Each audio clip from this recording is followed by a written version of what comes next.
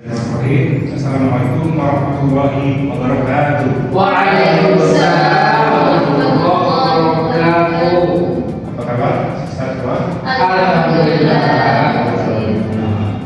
Tadi untuk membuka pelajaran kita hari ini, mari kita bersama membaca basmalah. Bismillahirrahmanirrahim. Untuk menyemangati pelajaran hari ini, kita mulai paduan suara sedikit ya. Sepohon kayu daunnya rimbun, lebat bunganya serta buahnya, walaupun hidup 1000 tahun bila tak sebanyak apa gunanya, walaupun hidup 1000 tahun bila tak sebanyak apa gunanya. Kami bekerja sehari-hari untuk belanja rumah sendiri, walaupun hidup 1000 tahun bila tak sebanyak apa gunanya, walaupun hidup 1000 tahun bila tak sebanyak apa gunanya. Oke, termasuk pada materi kita pada hari ini, yaitu hikmah sholat.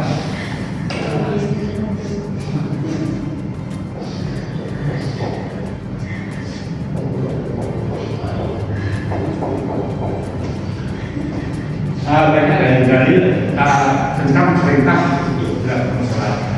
Di sini kita ambil ada 3 ayat. Pertama, surat Al-Ankabut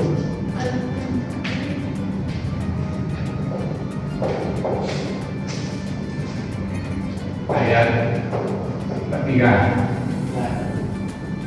Yang kedua ada surat Al-Baqarah ayat 45. Yang ketiga ada di surat Az-Zariyat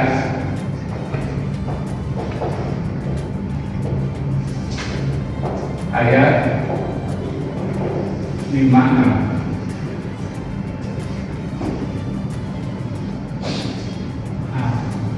Sini kita membahas tentang hikmah sholat. Banyak sekali hikmah sholat, tapi di pembelajaran ini kita ambil 3, yaitu hikmah sholat itu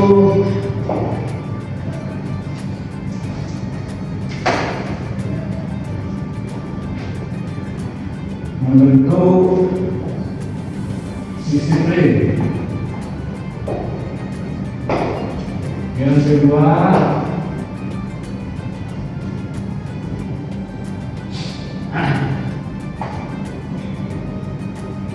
menumbuhkan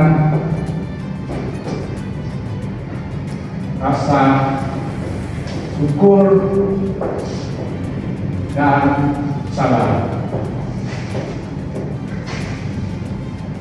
Yang ketiga,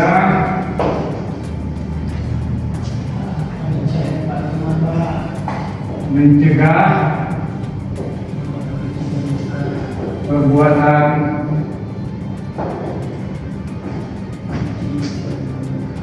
mungkar.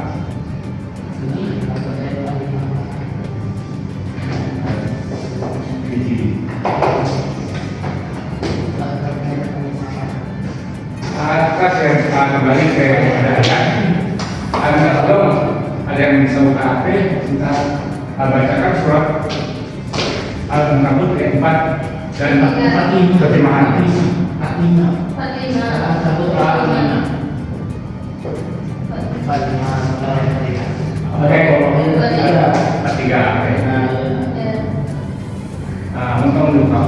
Untuk dibacakan dan diterjemahkan. dalil perintah sholat.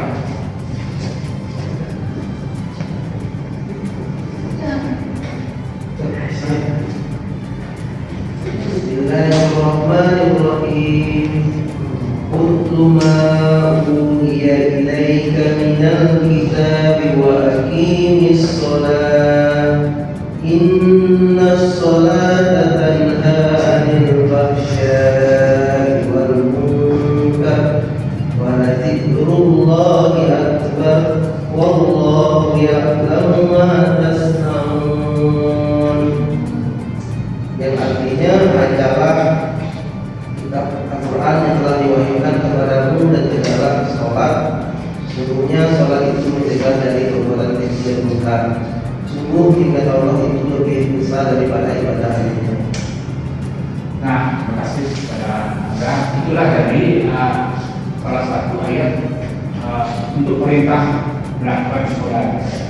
Selanjutnya ada kedua, ada surat Al-Baqarah ayat 3. Ya, mohon siapa yang bisa pakai surat Al-Baqarah ayat 3.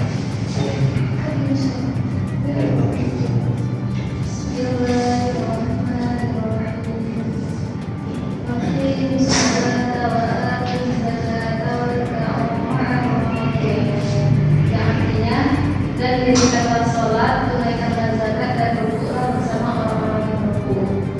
Oke, terima kasih. Selanjutnya ada perintah sholat ini di dalam surat Az-Zariyat ayat 56 yang berbunyi ma qalatul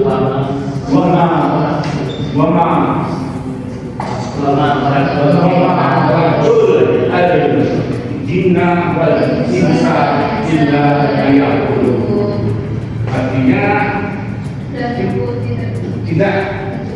tidak diciptakan manusia, tidak diciptakan jin dan manusia kecuali itu perintah kepada Allah. Itulah tadi ayat-ayat yang menjelaskan tentang perintah melakukan sholat. Dari sholat itu, kalau kita mengerjakan sholat, karena sholat adalah wajib bagi kita Islam. Jadi hasil dari kita melakukan sholat, kita mendapat hikmah pada diri kita.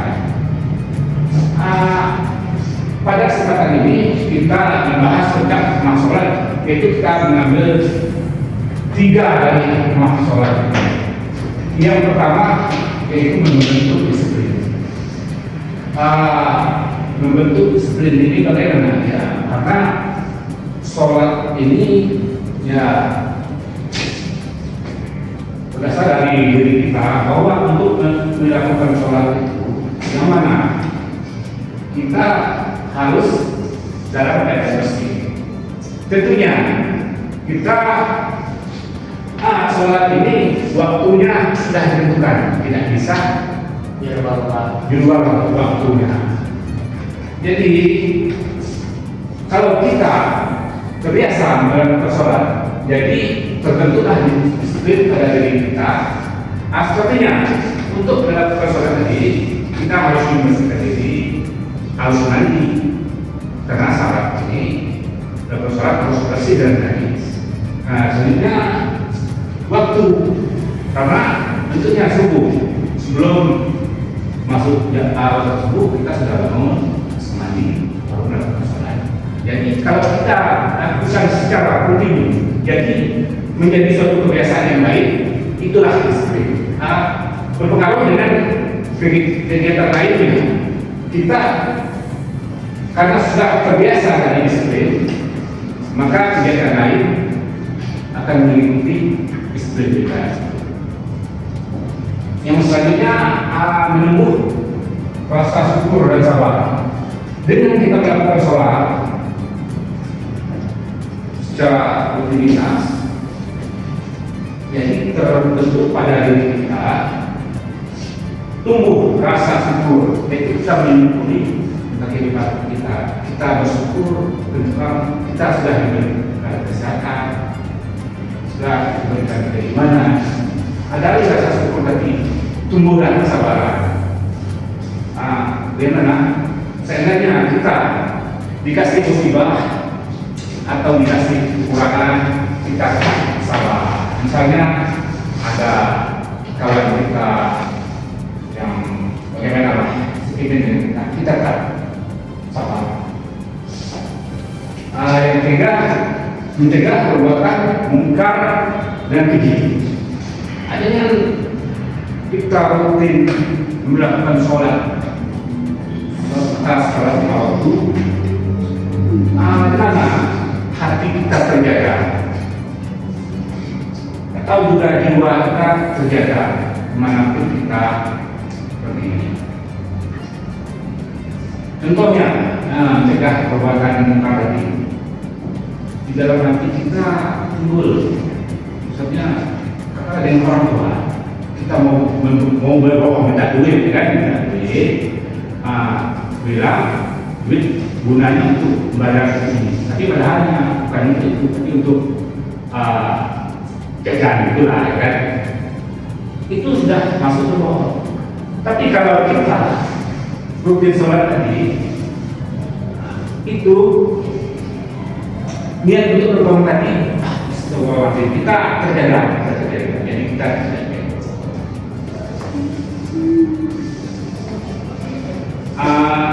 Ada lagi contohnya, sebenarnya kita ada teman yang menggunakan perintah, katalah mengajak mencoba apa rasanya bertobat.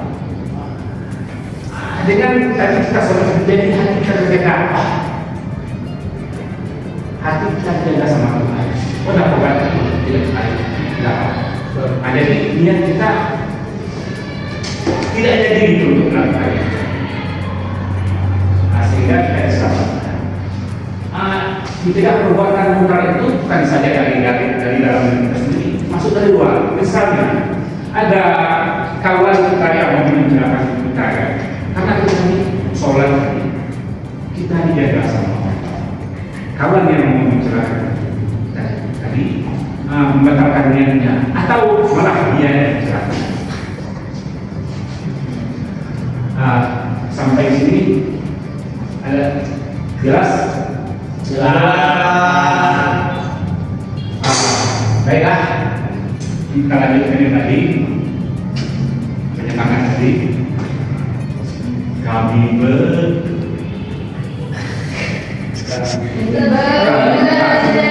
sehari-hari untuk menghadap rumah sendiri, walaupun hidup seribu tahun dirasa semangat, apapun walaupun hidup seribu tahun dirasa semangat, apapun demikianlah pembelajaran kita hari ini. Semoga bermanfaat dan dapat diaplikasikan nantinya. Amin. Pembelajaran kita hari ini, mari kita bersama membaca Alhamdulillah.